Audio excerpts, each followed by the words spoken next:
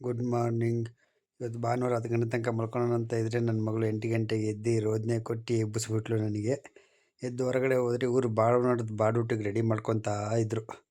ಅಯ್ಯೋ ಶಿವನೇ, ಭಾನುವಾರದ ಬಾಡೂಟ ಆಮೇಲೆ ಮಾಡ್ರಂತೆ, ಫಸ್ಟಿಗೆ ಎದ್ದಿನ ಟೀ ಕೊಡ್ರಿ ಅಂದೆ. ಇವಳು ಅದೇ ಟೀಗೆ ಬಿಸಿ ಮಾಡೋಕ್ಕೆ ಇಟ್ಲು.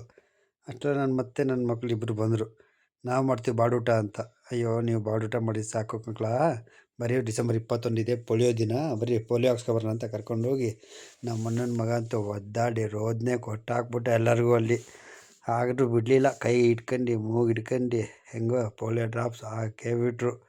ಪಾಪ ಅವನಿಗೇನೋ ದೊಡ್ಡದೇನೋ ಮಾಡಿಬಿಟ್ರು ನನಗೆ ಅಂತ ಗಾಬರಿ ಆಗೋದ. ಅಲ್ಲಿಂದ ನೋಡಿದ್ರೆ ನನ್ನ ಮಗಳು ಫುಲ್ ಖುಷಿಯಾಗಿದ್ಲು. ಪೋಲಿಯೋ ಹಾಕೋದಲ್ಲದೆ ಕೈ ಬೇರೆ ಉಗುರು ಬಣ್ಣ ಬೇರೆ ಹಚ್ಚಾರಂತ ತೋರಿಸ್ಕೊಂಡು ಬಿಲ್ಡಪ್ ಕೊಡ್ಕೊಂಡು ಇಡೀ ಅಂಗನವಾಡಿ ಪೂರ್ತಿ ತಿರುಗಿ ಬಂದು ಮೊಬೈಲ್ ನೋಡ್ತಾ ಮಕ್ಕಂಡ್ಲು.